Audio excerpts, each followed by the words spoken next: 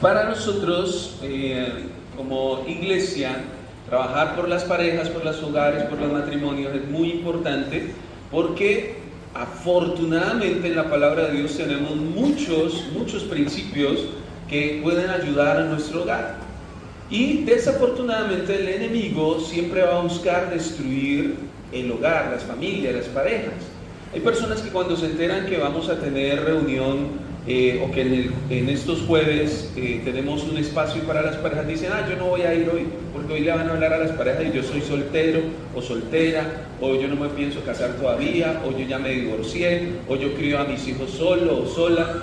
Pero todo lo contrario, necesariamente necesitamos todos aprender los principios que están en la palabra, porque usted y yo no sabemos en qué momento vamos a o conformar un hogar o tener que enseñarle a nuestros hijos cómo formar su hogar o enseñarle a nuestros discípulos cómo desarrollar lo que necesitamos para formar un hogar. Entonces, hoy vamos a hablar precisamente de algunos, de uno de esos principios, y lo quiero desarrollar con una historia de una esposa como Julis. Oye, ¿por qué se sentaron aparte? ¿Quedaron enojados? Ahí está Gine. Listo, entonces quedaron enojados que en la casa te... ¿Por qué dijiste eso? Esta palabra se llama una esposa modelo. Una esposa modelo. Nosotros no preparamos esto juntos, ¿no?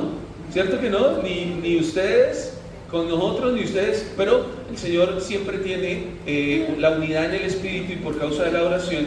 Y vamos a hablar de una mujer que tiene un testimonio similar al de Julis, que dijo ahorita, yo no sabía, que quizá no podía tener hijos, ¿no? Y ahorita tiene dos hermosas princesas. Y lo mismo pasó con el testimonio de Sara, y algo similar también al testimonio de Julis, que Julis es una esposa modelo y que le ha tocado moldear a su esposo. Mentira, es por molestar. Qué pena, para que hacen adelante. Entonces... Por eso, yo quiero que juntos exploremos esta parte, y los que de pronto los varones dirán, van a hablar solo a las mujeres, solo a las esposas. No. Porque en medio de esta historia de una esposa modelo, pues va a encontrarse el esposo, las reacciones del esposo, aquellas áreas de la vida de nosotros los hombres que son bendecidas por causa de encontrar un tesoro tan grande como tener una esposa. Así que yo quiero animarles a que juntos vayamos a Génesis capítulo 11 y vamos a leer desde el 27 hasta el 30, donde se muestran las generaciones de Abraham. Estos son los descendientes de Terach, el papá de Abraham, de Nahor y de Haram. Haram fue el padre de Lot, por eso Lot era sobrino de Abraham. Haram murió primero que su padre, Terach, en Ur de Babilonia, su tierra de origen. Abraham y Nahor se casaron, pues no entre ellos, ¿no? Sino cada uno. Y Abraham con Sara y Nahor con Milca, que era la hija de Haram. Haram fue el padre de Milca e Isca. Sarai era estéril, no podía tener hijos. El corazón de Sarai estuvo siempre marcado por ese dolor de no poder tener hijos, porque en esa época, en el contexto de esa época, una ley obligaba a la esposa noble, se le llamaba, a darle hijos a su esposo para poder proteger la herencia. Abraham y Sara tenían muy buen dinero y tenían muchas posesiones, y para proteger la herencia, la ley de esa cultura le obligaba a Sara a darle hijos a Abraham, al punto que si ella era estéril, tenía que obligatoriamente poner al servicio de Abraham una sirvienta, una esclava, para que él pudiera tener herencia, y tenía que, esto era obligatorio. Abraham no estaba muy enojado, pero era obligatorio, ¿no?, que tuviera hijos. Y por esa razón, Sara, con profunda contrariedad, entra a esta ley, a esta norma que le obligaba a tener hijos para Abraham. Por lo tanto, lo primero que se nos explica de Sara es que ella viene marcada, porque es la primera característica que se nos describe de Sarai, su nombre y que era estéril. El nombre Sarai significaba princesa. significaba alguien que tenía la capacidad de reinar. Desafortunadamente, ese reinado estaba en peligro por su esterilidad. Así que había una contradicción, había un contraste. Tenía la promesa de reinar, pero a la vez no podía completamente por su esterilidad. Hay áreas de nuestras vidas, hombres y mujeres, que pueden que estén estériles en nuestro diario vivir. Puede ser la economía, puede ser la salud, puede ser áreas como por ejemplo el ministerio, pero sin importar cuál sea, Dios quiso a través del modelo de Sara enseñarnos que Él puede cambiar nuestra historia. ¿Cuántos dicen amén? Y ahorita acabamos de ver una entrevista muy directa, como decían los líderes, muy real, de que Dios puede cambiar nuestra historia, de que nuestra vida puede ser transformada. Muchas veces el testimonio de nosotros no necesariamente tiene que ser el más dramático para que sea impactante, para que sea edificante. Lo más importante es saber que sin importar cuál venga siendo nuestra historia, Dios la puede reescribir, Dios la puede cambiar. ¿Cuántos dicen amén? Amén. Dios puede hacer algo especial y sobrenatural. Por eso les voy a mostrar 3 razones especiales por las cuales Sara es un modelo de esposa, y esas 3 razones especiales reescribieron su historia porque son características de una mujer bastante especial que es tomada como modelo en toda la Biblia. La primera característica: Sara era dueña de una promesa de Dios. Sara era dueña de una promesa.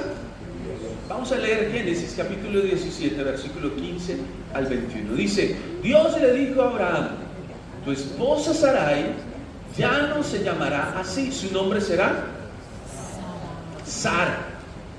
Le daré mi bendición, a ti te daré un hijo por medio de ella, y ella se convertirá en la madre de muchas naciones. De ella nacerán reyes para las naciones. ¿Cuántos dicen amén? Amén. Luego Abraham se postró en tierra por respeto a Dios, pero se rió para sus adentros y pensó: ¿podrá acaso un hombre de 100 años tener un hijo? ¿O Sara, que tiene 90 años de edad, podrá dar a luz un niño? Y Abraham le dijo a Dios: espero que Ismael pueda disfrutar de tu bendición. Yo le digo: no, tu esposa Sara te dará un hijo al que llamarás Isaac. Yo mantendré mi pacto con él y sus descendientes eternamente. He escuchado de lo que has dicho con respecto a Ismael. Yo le daré mi bendición. Tendrá muchos hijos y se convertirá en un pueblo numeroso. Será el padre de 12 príncipes y convertiré a toda su familia en una gran nación. Pero, ¿haré mi pacto con quién? Haré mi pacto, ojo con esa palabra, pacto, con Isaac. Y el hijo que Sara te dará dentro de 1 año por este mismo tiempo. Ojo con esta promesa. ¿Cuál es la primera característica de Sara? ¿Es dueña de qué? De una promesa. Ojo, el modelo de esposa de Sara es exitoso porque ella empieza su historia con una promesa de parte de Dios. Pero en este relato, ¿es Sara la que recibe la promesa o quién la recibe? Abraham.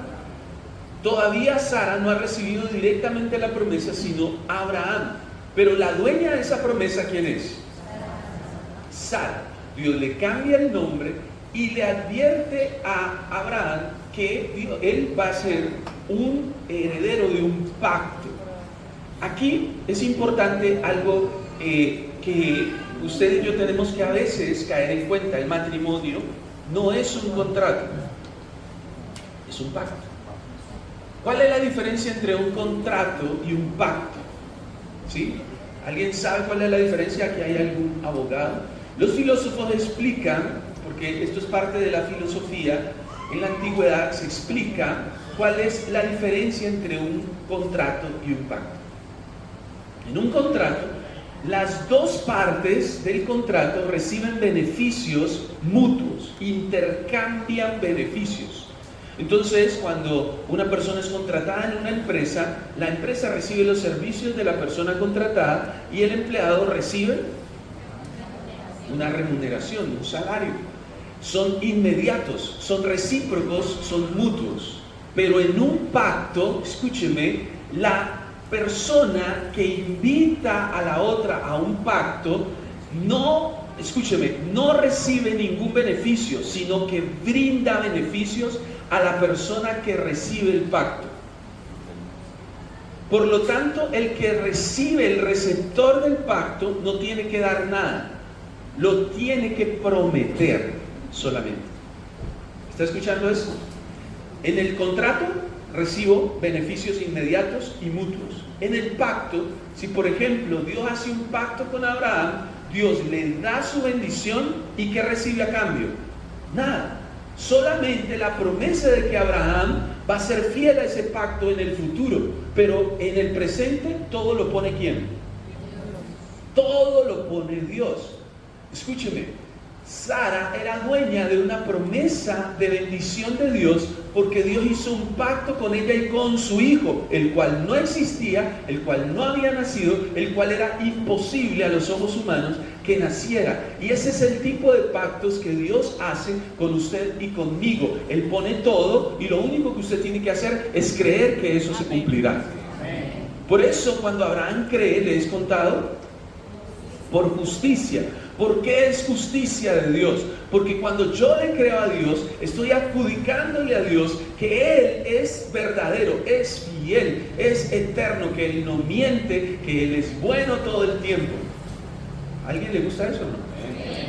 Cuando estamos hablando de matrimonio no hay mucho ánimo, ¿no? Pero eso es lo interesante del pacto matrimonial. El matrimonio no es un contrato, es un pacto. ¿Por qué es un pacto? Porque inmediatamente no hay muchos beneficios. Inmediatos no. De pronto la luna de miel. Y eso. Que a veces la luna de miel a la carrera, porque estamos trabajando, me acuerdo mi esposo y yo, nos dieron un día de luna de miel. Al otro día nos tocó madrugar a trabajar, ¿no? Hasta tuvo más compasión el dueño del hotel que nos dijo, era por allá un lugar hermoso en Dapa. Y nos dijo, si quieren quédense, yo les regalo otro día más de luna de miel. Nosotros no tenemos que ir a trabajar, trabajamos en la misma empresa, ¿no? Por ahí cerca, ¿no? Por ahí cerca. Era por ahí cerca porque yo me acuerdo que yo la dejaba a ella y seguía para mi trabajo. Y eso es tremendo. Sara tenía una promesa en su corazón que era la que orientaba su vida, un pacto con Dios para que pudiera su futuro fluir de la mano del Señor. ¿Cuántos años tenía Sara cuando recibió este pacto? 90 años. Hermano, usted tiene esperanza, se lo puedo decir en el nombre del Señor. Usted y yo tenemos esperanza en Dios. 90 años. Es un pacto arrugado, pero es un pacto. Es una abuelita. Y por esa razón, Abraham, ¿qué hace? Y esta es la parte para los esposos. Esta es la parte para los esposos. Abraham hace algo y es que se postra delante de Dios, pero no para adorar, sino para ¿qué? Para disimular que le da risa. Para disimular que, ay, pero yo tengo ya 100 años. Oiga, Dios le está hablando directamente y le está diciendo que va a hacer un milagro. Y él se arrodilla y en vez de adorar, porque muchos somos así cuando llegamos a la iglesia. Estamos adorando, pero hay cositas que nos da risa. Ay, se equivocaron. Esa no era la letra. Ay, la del piano metió mal el dedo. Ay, el guitarrista está serio. Ay, así todo la gente se camufla en la adoración y se ríe de cosas. Pero Abraham, esto es curioso, porque la promesa no es para él y él incluso trata de torcerla diciendo, bueno, yo espero que a Ismael le vaya bien, como tratando de orientar la promesa de Dios hacia su hijo con la esclava. ¿Y qué hace Dios inmediatamente? ¿Qué hace Dios? ¿Lo leyeron conmigo, no? Lo corrige inmediatamente. Le dicen, no señor, bueno, a Ismael sí lo voy a bendecir y lo voy a hacer príncipe de naciones y todo eso, o sea, como si fuera cualquier cosa, ¿no? Lo voy a volver gigante y le voy a dar heredad, sí, pero quiero hacer mi pacto es con un pelado que se va a llamar Isaac. Esto es muy importante porque Dios, escúcheme, no deja torcer sus promesas. Muchos de nosotros estamos en este momento en una etapa de nuestro matrimonio donde como no vemos la respuesta inmediata porque creemos que es un contrato y no un pacto, entonces como no vemos la respuesta inmediata, torcemos la promesa y queremos enderezar a Dios y queremos corregir a Dios y queremos, no, bueno, si no fue este año seguramente será el próximo, no, si no fue entonces así, seguramente es que me toca inventarme cosas. No, tú tienes solamente una labor en tu matrimonio, en tu relación, y es creerle a la promesa de Dios, creerle a Dios, poner delante de Dios tu situación. Y esto aplica para todos, incluso para los que están sin casarse, están solteros todavía, están orando para que Dios envíe de lo alto misericordia. A veces Dios te lanza una promesa y usted no solo no la cree, se ríe de ella y la quiere acomodar a su realidad, cuando lo que Dios quiere es cambiar tu realidad, cuando lo que Dios quiere es transformar tu realidad. Y por eso me gusta mucho este versículo que habla de la humanidad de Abraham. Abraham no era un hombre de fe solo porque creyera ciegamente, porque el amor es ciego, ¿no? Ya lo vimos ahorita en la entrevista. El amor. Dijiste que mi marido es una maravilla, que hay que verlo como Dios lo ve. Yo desde aquí lo veo como Dios lo ve. Lo veo desde arriba. Es un hombre brillante. Ojo, a veces somos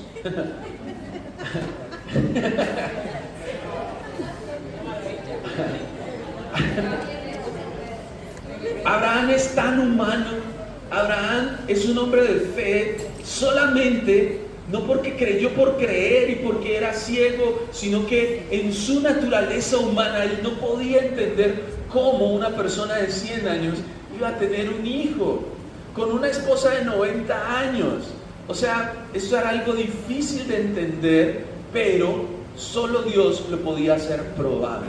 Y yo quiero decirle de parte del Señor, si usted puede poner atención a esto, preste oídos espirituales a lo siguiente. Familia, no importan tus condiciones, importan las promesas que Dios ha puesto sobre ti, importan las palabras eternas que el Señor ha puesto sobre ti, porque Él las va a hacer cumplir. Ese es su pacto con nosotros. Él lo hace, nosotros lo recibimos. Él lo hace, nosotros lo esperamos. Solo hay que creerle. ¿Buen negocio ese, sí o no? No busques hacer contratos con Dios. Hay gente que hace contratos con Dios, que todo lo que Dios le da, se lo quiere devolver, siente que se lo debe a Dios. Y no, usted da por gratitud, pero no porque le deba algo a Dios. Dios no te lo va a cobrar. Dios te ama, te da todo por su gracia, por su misericordia, y lo único que tienes que hacer es aceptarlo, creerlo y agradecerle y amarlo con todo el corazón. ¿Cuántos dicen amén? Número 2. Otra cosa que hizo que el modelo de Sara fuera impactante es que estaba caracterizada por el buen humor. El amor sin humor, hermano, no va a resistir la prueba del tiempo. Lea conmigo Génesis capítulo 18, versículos 6 al 16. Este es otro capítulo. Inmediatamente Abraham, y aquí les hago el contexto, Abraham está atendiendo a 3 ángeles que se le acaban de aparecer, que van de camino hacia Sodoma y Gomorra.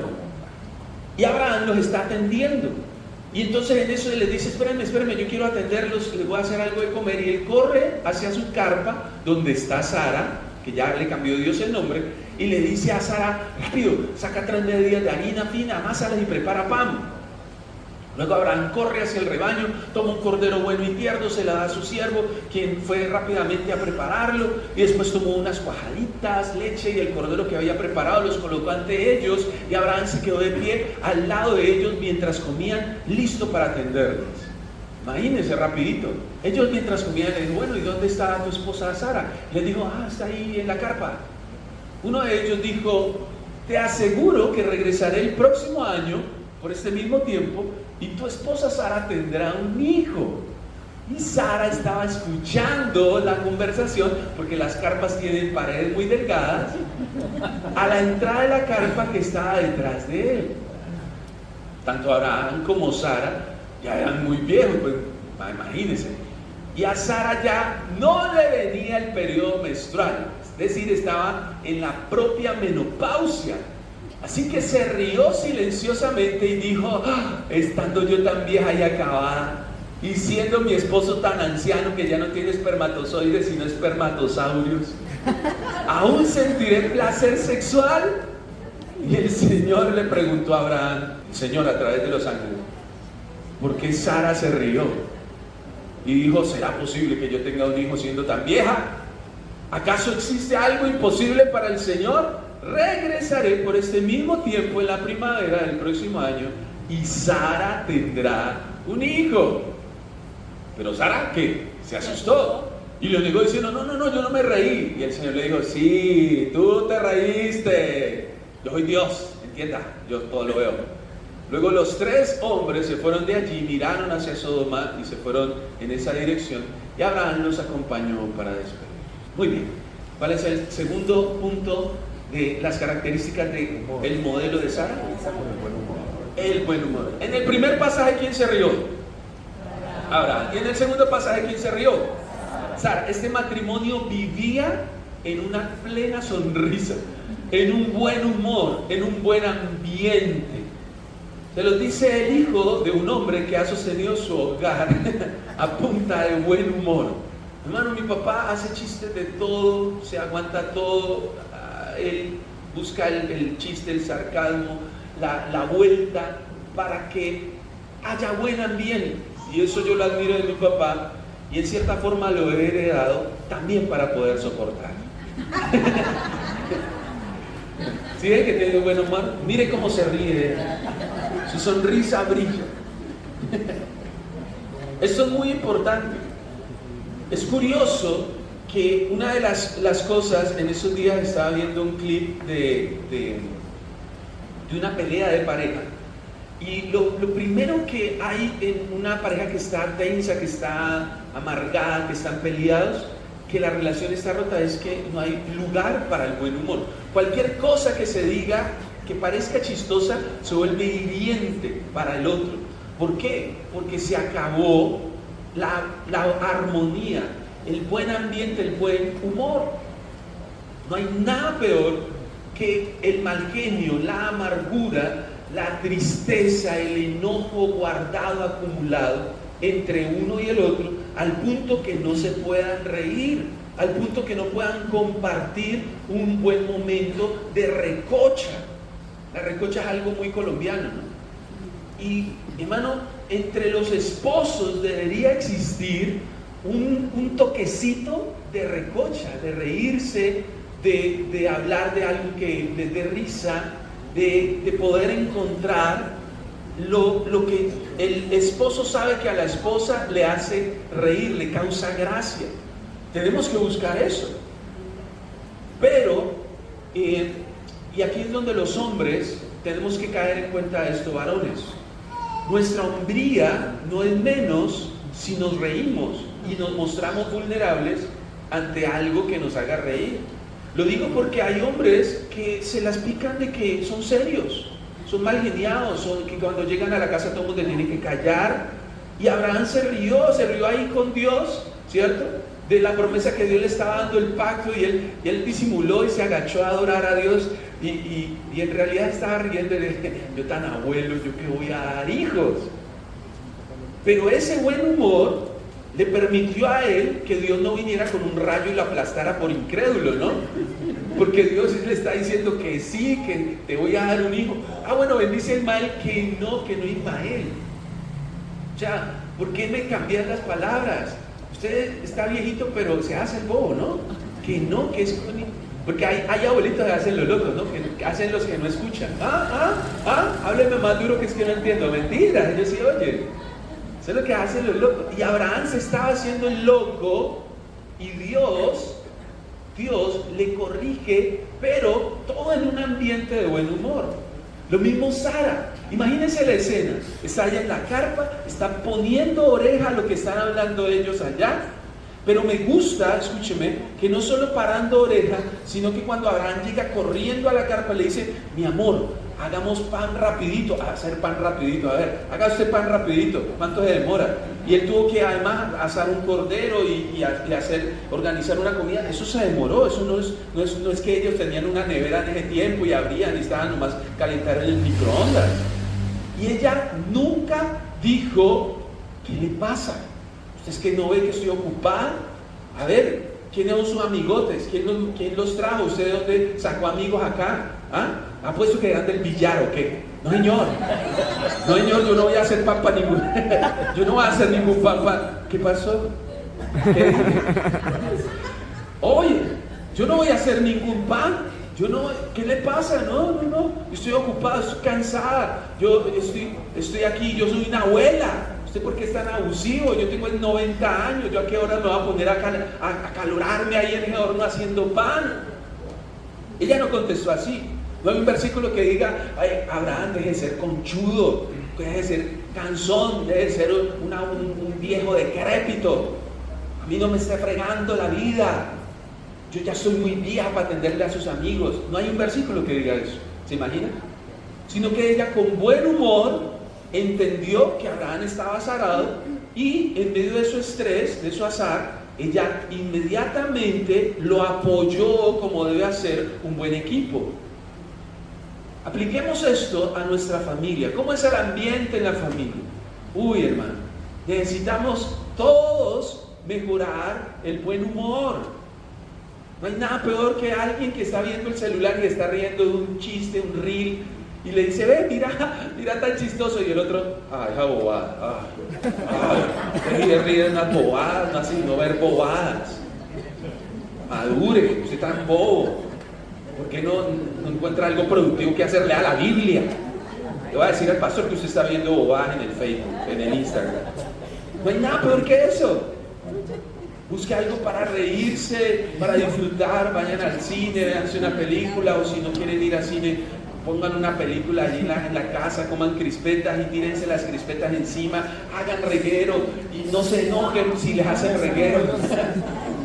Hermano, qué importante que en el modelo de Sara hay buen humor.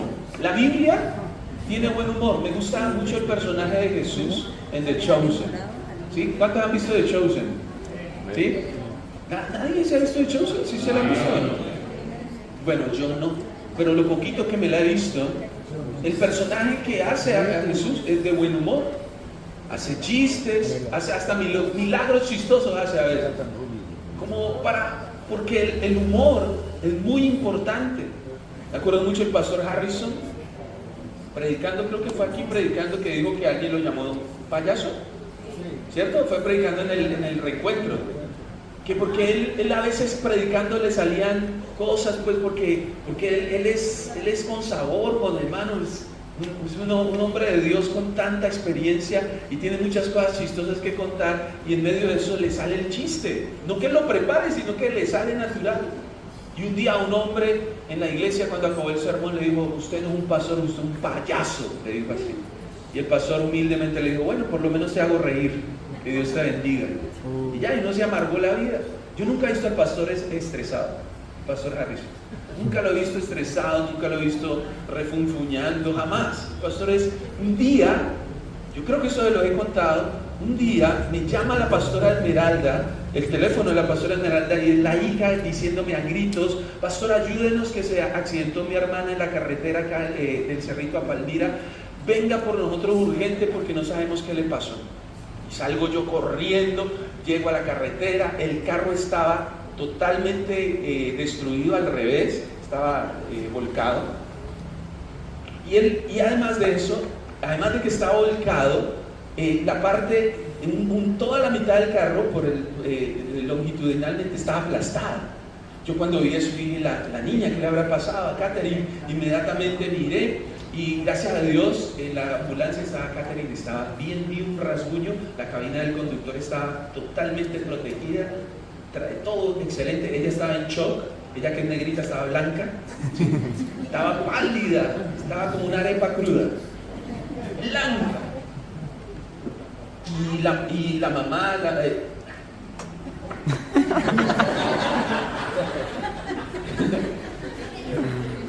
y me gusta que el ministerio manda bien interrumpirme. Entonces, pero bien, manda, lo haces muy bien. Ojo, esto es tremendo porque la pastora Esmeralda se encargó de la niña, íbamos ahí, Entonces yo estaba impactado. Yo tomé fotos, llamé al pastor, el pastor estaba predicando por allá en el norte del valle, y el pastor llegó aquí a la iglesia ese día de culto, jueves. Y después del culto llegó allí afuera. Y entonces yo, pastor, menos mal llegó, mire las fotos. Y le conté eso que le estoy contando todo azarado. Y él miró y, y me dijo así, mándame la foto. Así me dijo. Hermano, yo pensé que el pastor se iba a espelucar. Yo pensé que él iba a decir, pero por Dios. No dijo nada de eso. Y yo lo miré al pastor, pero eso fue grave. Ustedes tienen seguro, el carro quedó pérdida total, ella tiene que haber ido a una velocidad impactante. Yo trataba hasta de exagerar a ver si él se exageraba, ¿no? Yo dije, ella tiene que ir por ahí a 300 por hora porque golpeó un árbol, rebotó en el piso, golpeó y se volteó y no sé a quién la sacó. Y el pastor nunca se azaró, hermano. A los días volví al pastor, ¿y cómo va la niña? Yo creo que bien. El pastor nos estresó, hermano, una cosa tremenda.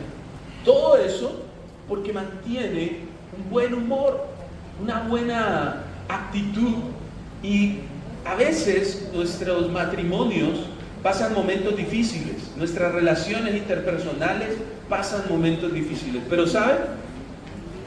Cuando hay buen humor, hasta el momento más difícil se puede solucionar. Pero cuando hay mal humor, hasta una bobadita destruye todo.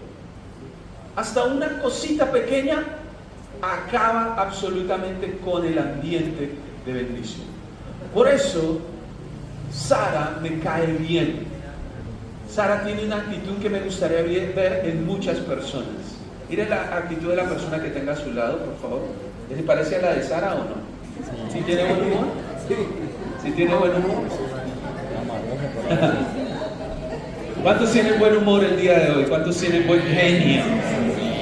Y número 3. Además, el modelo de Sara se destaca por su belleza íntegra. Mire lo que dice en primera carta de Pedro, capítulo 3, versículo del 1 al 7. De la misma manera, esposas, acepten la autoridad. Y la esposa no dice nada. Esposas, acepten la autoridad. Les duele. Es la palabra de Dios, hermano. Hermana, por favor, ayúdenme a leer. De la misma manera, esposas, acepten. Hermano, esto es tremendo. Por algo Dios les está hablando. ¿Qué pasó con el buen humor? Se fue. Si algún esposo no obedece la palabra de Dios, podrá ser convencido sin que se le tenga que decir una sola cantaleta, sino a través de la conducta. Ojo. Y al ver la forma de ser santa y respetuosa de su esposa, que su belleza no venga de los adornos externos como peinado exagerado, joyas de oro o ropa fina, su belleza debe venir del corazón, del interior de su ser. Porque la belleza que no se echa a perder es la de un espíritu suave y tranquilo, valioso ante los ojos de Dios.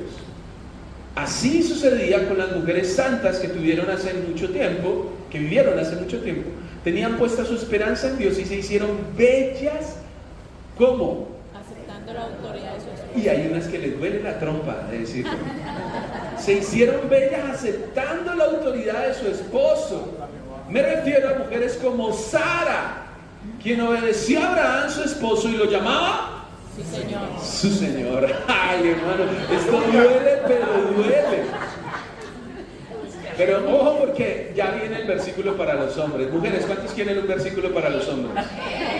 Ya viene. Ahí sí dicen amén. Ustedes son verdaderas hijas de quién? De Sara. De Sara, si hacen el bien y no le dan lugar al miedo. Versículo 7 para los esposos. De la misma manera, los esposos deben saber ¿qué?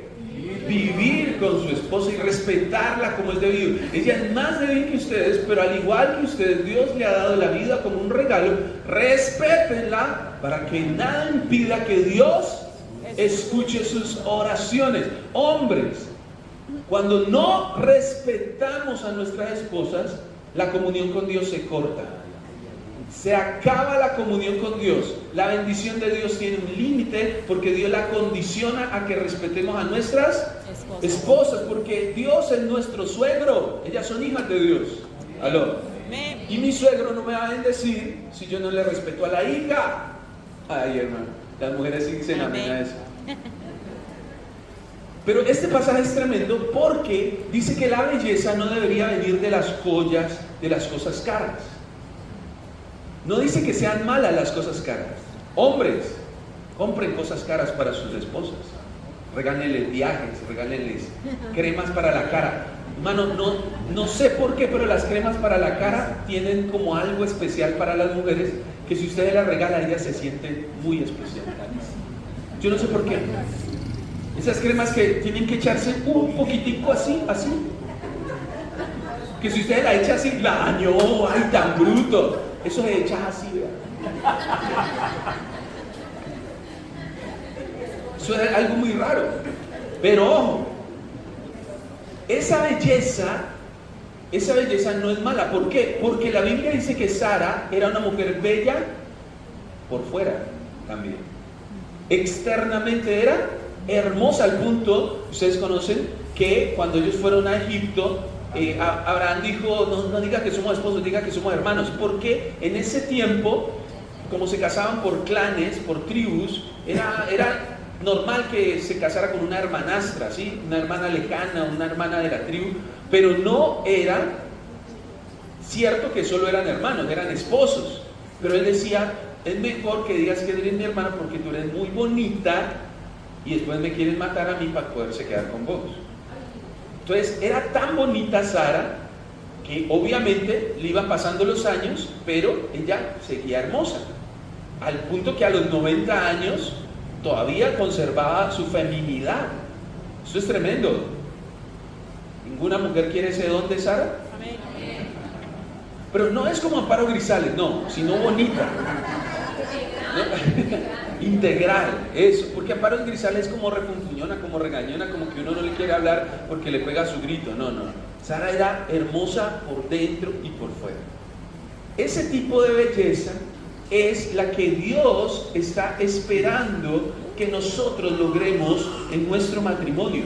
Un matrimonio bello es el que se preocupa tanto por la parte física como por la parte espiritual. Entonces la belleza, escúcheme, es un don de Dios. La belleza no es mala. La gente piensa a veces que si viene un hombre guapo, si viene un hombre guapo a la iglesia, digamos que venga un hombre guapo. ¿Como Fred? Eso. Como Fred recién levantado. A los ojos de Julis como Fred. Si viene un hombre guapo, no tiene nada de malo, porque hay gente que dice, ay, no, él viene a hacer caer a las mujeres. No, él viene a buscar de Dios, que las otras le quieran embobar es otra cosa. Pero él viene a buscar, o si viene al revés, una mujer bonita, ay, no, que esa mujer, quién sabe a quién va a hacer caer. ¿Cómo así? Sí, es una mujer con el don de Dios, como la reina Esther. Esther ganó un reinado de belleza. ¿Cuántas reinas aquí hay? Reinas de belleza del Señor, coronadas con la gracia de Dios. ¿Sí se sienten bonitas, mujeres? Ustedes son muy bonitas. ¿Cuántas mujeres dicen amén? Ahora, si su esposo no las hace sentir bonitas, pégale un codazo y dígale, invierta, amiguito, invierta, señor. endeúdese por mí. Pero tienes que, junto con eso es importante, no quiero pasarlo por alto porque parece gracioso solamente, pero es importante. ¿Por qué? Voy a decir algo que mi esposa me comentó cuando recién llegamos acá al Cerrito. Eso pasaba cuando recién llegamos al Cerrito y mi esposa me lo comentó y lo traigo a colación porque me parecía importante. En la época que nosotros llegamos al Cerrito, me dice mi esposa, habían mujeres que llegaban a la iglesia en chanclitas, de pronto con el pelo cogido como un bollo, con un palo aquí atravesado. ¿Han visto que las mujeres a veces hacen como un moño acá para hacer aseo? Y no sé por qué ponen un lápiz que sostiene toda la masa de pelo. Y a veces venían al culto así, como recién levantaditas, aunque el culto era de noche. Y entonces, y los domingos, mi esposa les decía, ¿y por qué no te arreglas? Y mi esposa fue a hacer un trabajo porque muchas de ellas, y eso en serio, no se sentían apreciadas, valoradas por su esposo. Muchas de ellas eran golpeadas, maltratadas, les hablaban feo, psicológicamente no estaban con una estima alta y eso lo reflejaba su exterior. Habían hombres que venían con la camiseta del Cali, del América, ahí al culto a adorar a Dios, pero entre comillas, eso no reflejaba la importancia de, no porque el América y el Cali sean malos, ¿no? Sino porque venían como para cualquier cosa. Y gracias a Dios mi esposa hizo un trabajo con estas mujeres para que se embellecieran, para que se preocuparan. Eso no lo digo, no lo digo con chistes y ustedes están muy risueños porque estamos hablando con Fred. Por eso es que están risueños. Pero lo digo en serio. Mire, hubo mujeres que para la gloria de Dios, por el trabajo que mi esposa hizo, hasta el bigote se lo quitaron. Te lo digo en serio. El Señor se llevó el bozo, espíritu de bozo fuera. Y uno se ríe, pero uno dice, caramba. Y los esposos agradecían esto, porque decían, ay, yo no sabía cómo decirle a mi esposa que no era posible que tuviera más bigote que yo. Y lindos ellos, lindos. Esto es muy importante. Esto es muy importante porque eso puede salvar un matrimonio, hermano. Y son cosas que a veces no se hablan dentro de la iglesia porque decimos, no, eso es superficial. Eso no es importante. Mujeres, ¿a ustedes no les va a gustar que su esposo pierda unos 10 kilos de panza? ¿Cierto que es importante? Claro que es importante. La más espiritual dice, pastor, pero por salud, para que se cuide su salud, por salud y por dignidad, porque ver a ese panzón caminando en calzoncillos por la casa, eso es muy doloroso, muy horripilante, con esos tremendos bananotes. Y usted no sabe cómo decirle. Pida consejería, pida una cita, pastor, lo necesitamos urgentemente. Que no puede subir las gradas porque queda. No, ¿cómo así? Entonces, lo físico también es integral, es importante. Porque, hermanas, vamos a hablar con las mujeres. Mujeres, si su hombre las abraza, ¿esperan que él huela rico o feo? ¿Que huela rico o a sudor? ¿Que huela rico o a vinagre? Que si les va a dar un beso de esa trompa, ¿les huela rico o les huela a mal aliento? A bostezo de mudo. ¿A qué quiere que le huela? ¿Cierto? ¿Te imaginas el bostezo de un mudo? Hermano, usted necesita conversar esas cosas en el hogar, en el matrimonio. Que si usted la coge la manito a la esposa tenga sus uñitas bien organizadas. Que si usted le abraza a su esposa, usted huela rico para ella, en lo posible, en la medida de lo posible, porque también el matrimonio tiene sus límites, ¿no? Porque uno se levanta y ella no está maquillada y uno no está cepillado. pero no puede ser siempre pues ese estado de podredumbre, no puede ser todo el tiempo el valle de los huesos secos, ¿no? Tiene que haber un espacio del jardín del Edén. Destacar nuestra belleza física y espiritual.